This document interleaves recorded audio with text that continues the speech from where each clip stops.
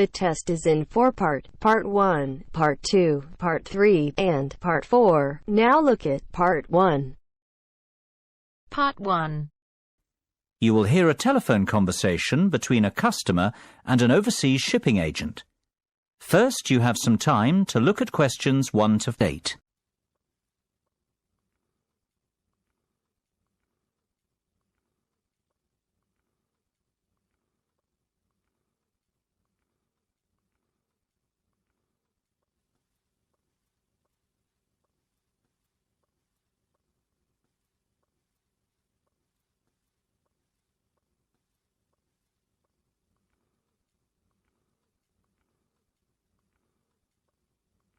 You should answer the questions as you listen, because you will not hear the recording a second time. Listen carefully and answer questions 1 to 8. Good afternoon, Denham Shipping. How can I be of service? Well, I wish to inquire about sending a container of personal items from the UK to Ireland. No problem. Would you like me to give you an estimate of the cost? Yes, please. Well, first of all, may I take your details? Of course. My name's Tim Lafferty. Could you spell your surname for me, please, Tim? Yes, it's Lafferty. L-A-F-F-E-R-T-Y. Thank you, Tim.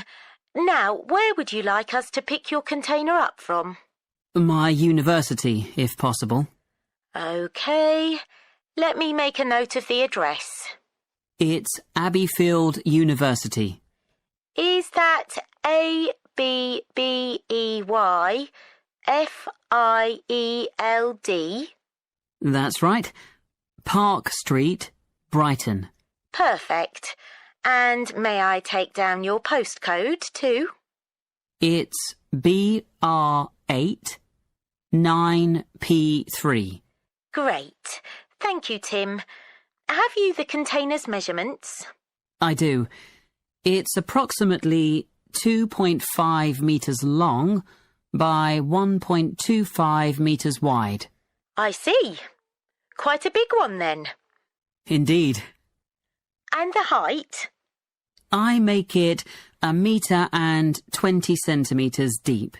So that's 2.5 by 1.25 by 1.2. Right. And what will actually be in the box, Tim? Oh, mostly old uni books. OK. And some music albums. Anything else? Yes, a little bit of stationery. I see. And could you put an estimate on the value of the items? The books are quite valuable. They're worth around £1,800. The music albums, maybe half that, say £900. And you can put the stationery down as £300. Before listening to the rest of the conversation, you have some time to look at questions 9 and 10.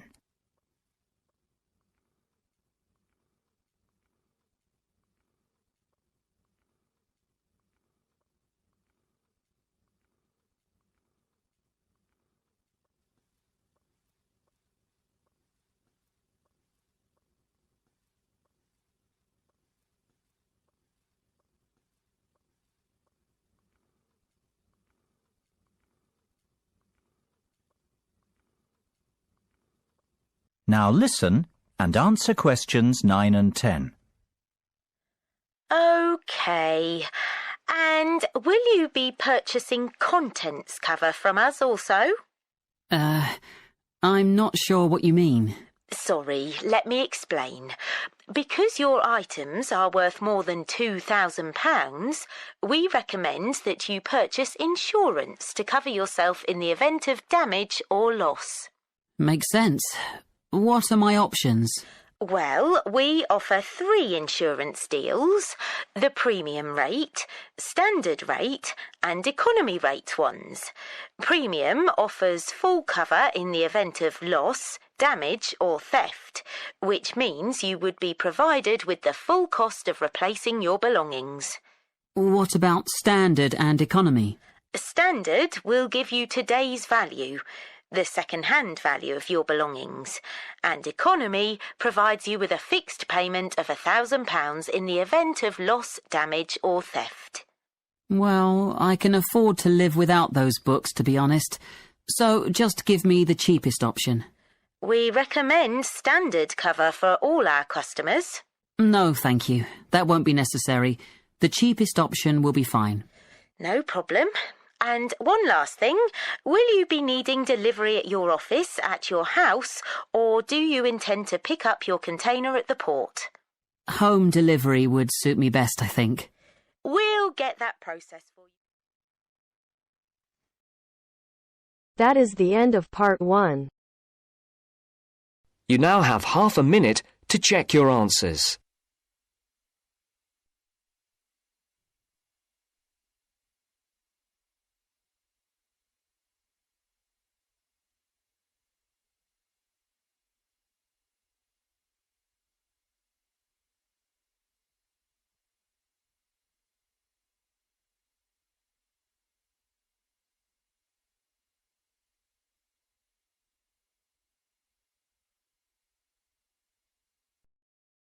Now turns to part 2.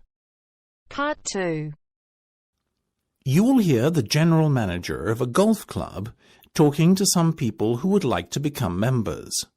First, you will have time to look at questions 11 to 16.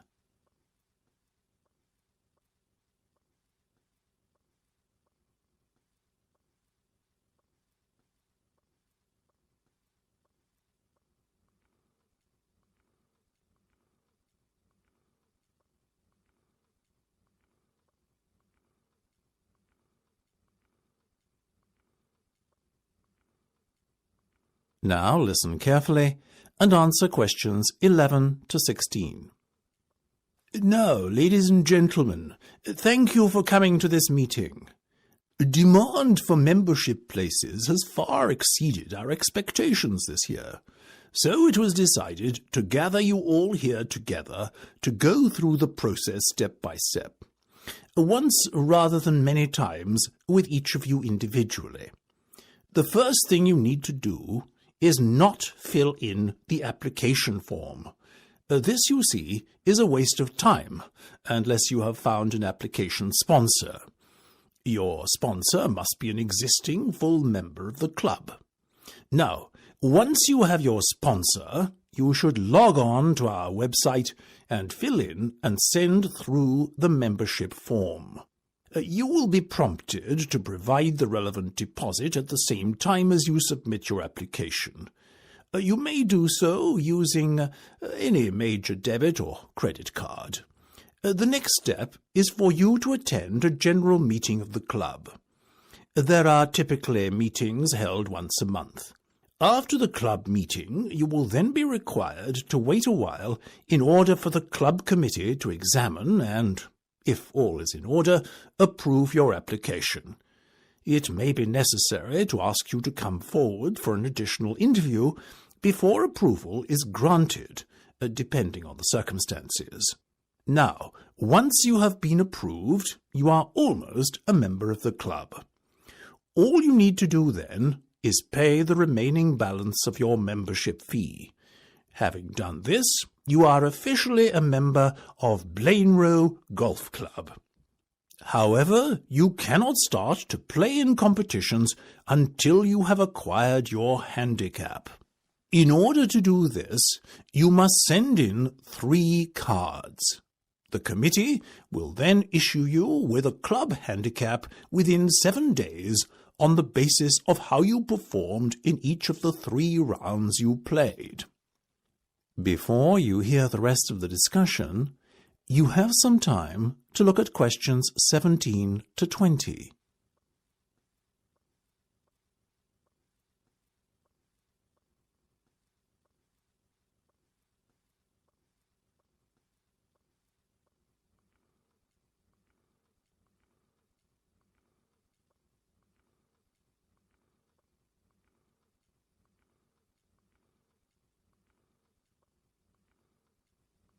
Now listen and answer questions 17 to 20.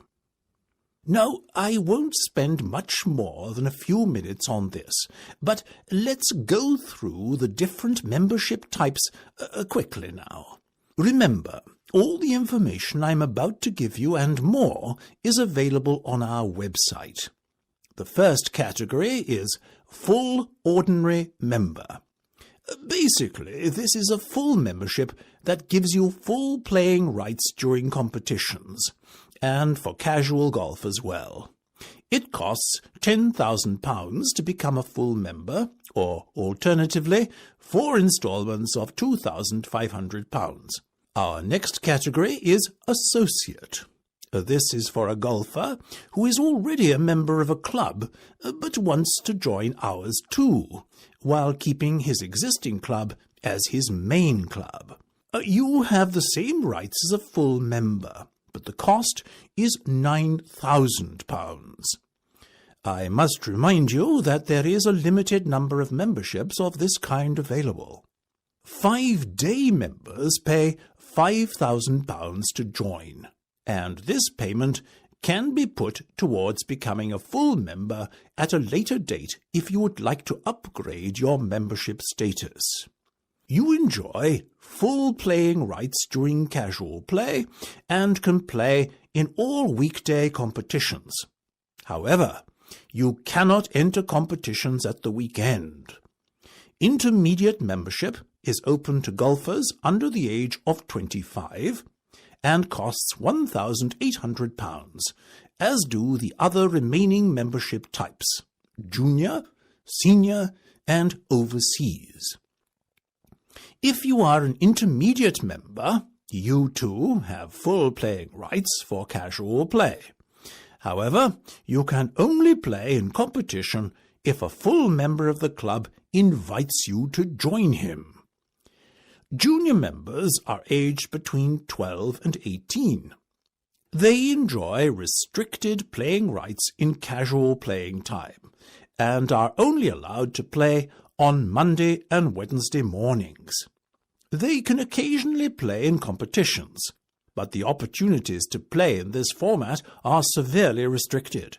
Senior members enjoy full rights at all times, and overseas members can play on the course casually at any time, and can enter competitions if invited to do so by a full member of the club. Now, that is the end of part 2. You now have half a minute to check your answers.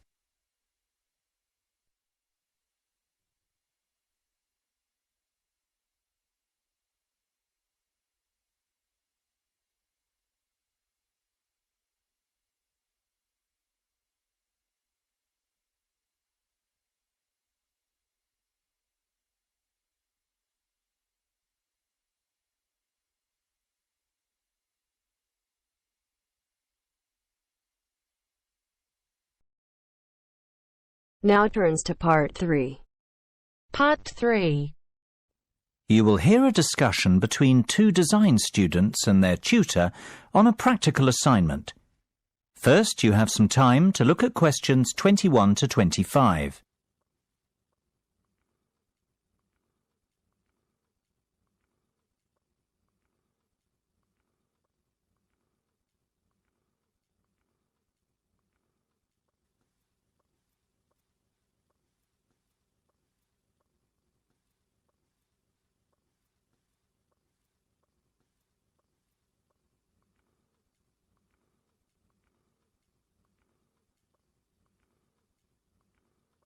Now listen carefully and answer questions 21 to 25.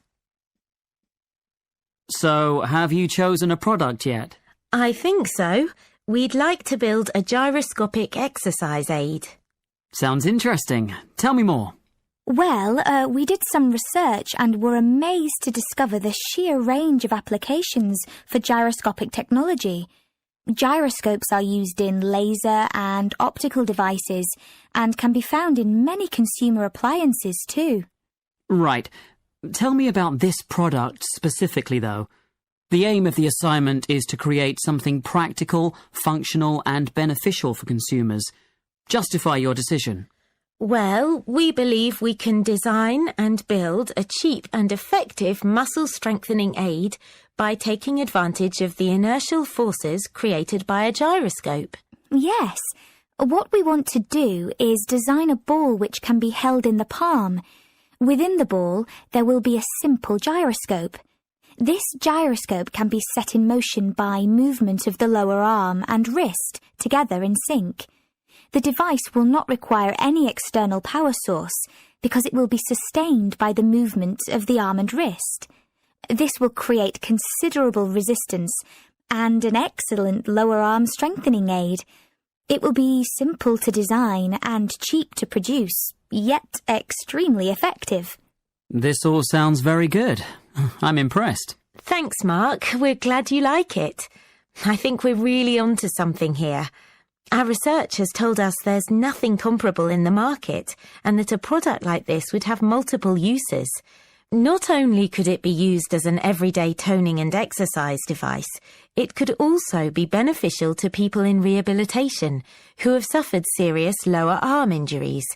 We see the product being marketed towards high-performance athletes, like tennis and golf players, for whom lower arm strength is vital too. Before you hear the rest of the discussion, you have some time to look at questions 26 to 30.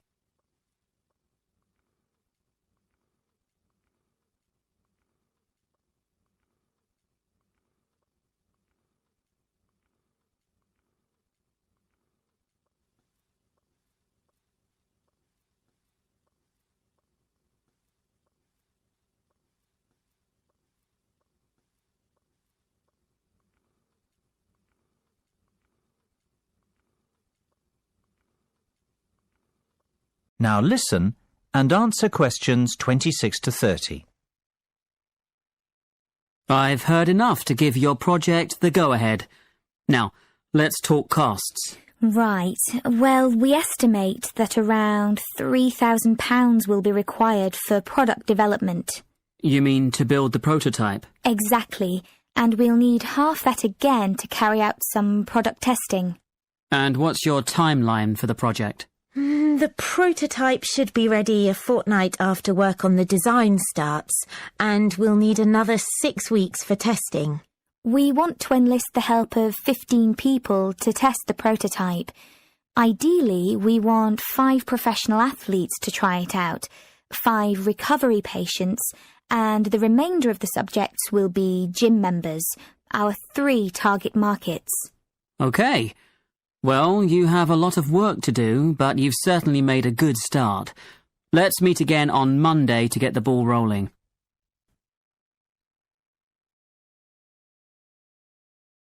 That is the end of part 3. You now have half a minute to check your answers.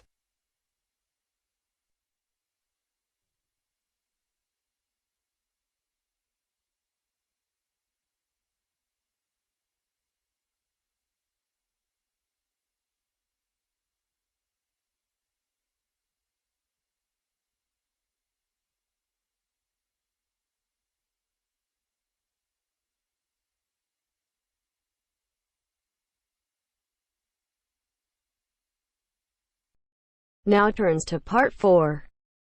Part 4. I'd like to introduce you all to Donald Mackenzie, who has recently returned from a 12-month research project in America. First, you have some time to look at questions 31 to 40.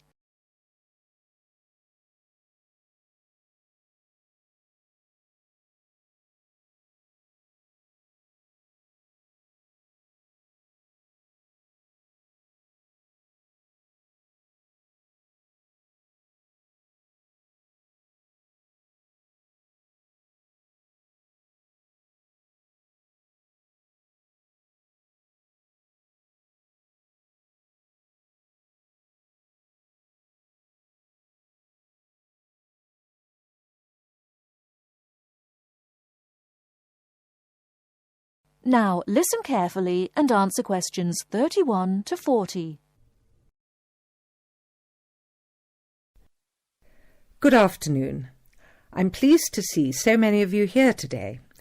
As I told you all on Monday, the lecture on overpopulation has been postponed until next week, as we have a guest speaker today.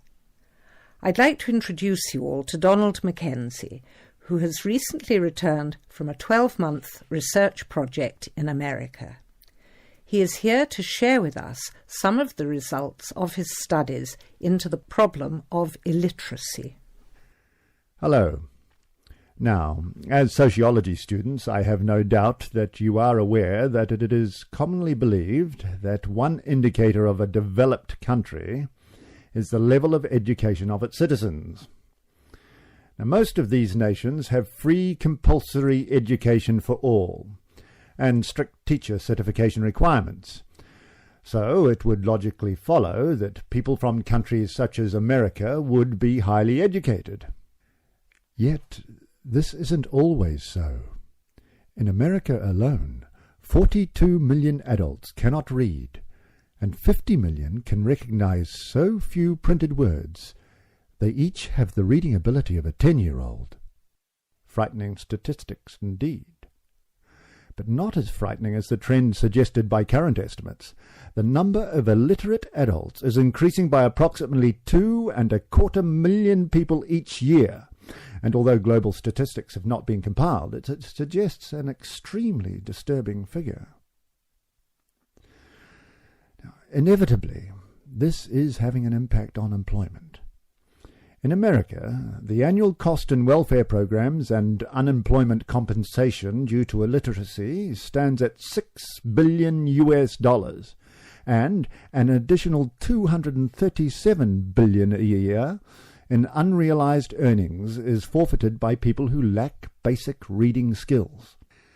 There is also the cost of post-school literacy programs, which have been put in place in order to counter this increasing figure. A conservative estimate places the cost of these programs at $10 billion each year and growing steadily. Moving on. I'd like to talk about some of the causes of this increasing illiteracy.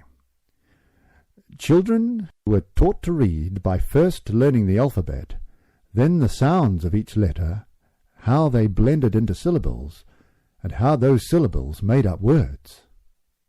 They were taught that English spelling is logical and systematic, and that to become a fluent reader it was necessary to master the alphabetic code in which English words are written, to the point where the code is used automatically with little conscious thought given to it. And to make myself clear, I mean readers could sound out the letters, spelling them phonetically. Once a child learned this ability, attention could be turned to more advanced content. It seldom, if ever, occurred to teachers to give children word lists to read, or to make beginner-level readers memorize whole words before learning the components of those words, or to memorize whole stories, as today's proponents of the whole language approach recommend. Several recent studies have found that 90% of remedial reading students in developed countries are not able to decode fluently, accurately, and at an automatic level of response. The currently used whole language method was originally conceived and used in the early 1800s to teach the deaf how to read, a method which has long since been discarded by the teachers of the deaf themselves as inadequate and outmoded. English is an alphabetic language that when written, uses letters to represent speech sounds. When students were taught to read, they consciously identified the speech sounds and learned to recognize the letters used to represent them. They were then trained to apply this information to decode the names of unwritten words, understand their meaning, and comprehend the information presented as a complete thought. The English language contains approximately 500,000 words. Of these words, about 300 compose about 3/4 of the words that we use regularly. As I said, In schools where the whole language method is taught, children are constantly memorizing sight words during the first 3 or 4 grades of school, but are never taught how to unlock the meaning of the other 499,700 or more words. Whole language learning causes frustration, poor spelling, and hostility towards reading. Very bright children who can't memorize long lists of words and retain their meaning are placed in special education, when all they need is to be taught the 26 letters of the alphabet, the 44 sounds they make, and the 70 common ways to spell those sounds. Some researchers believe dyslexia and the symptoms of attention deficit disorder are actually caused by this reversal of the normal learning sequence. So, why do faulty reading methods continue to be used? Well, in short, it's big business. The sale of instructional reading programs is big business today. Each year, publishing companies compete for the adoption of reading programs and workbooks, which have to be replaced annually. Concentrating on phonics would seriously reduce the cost of education.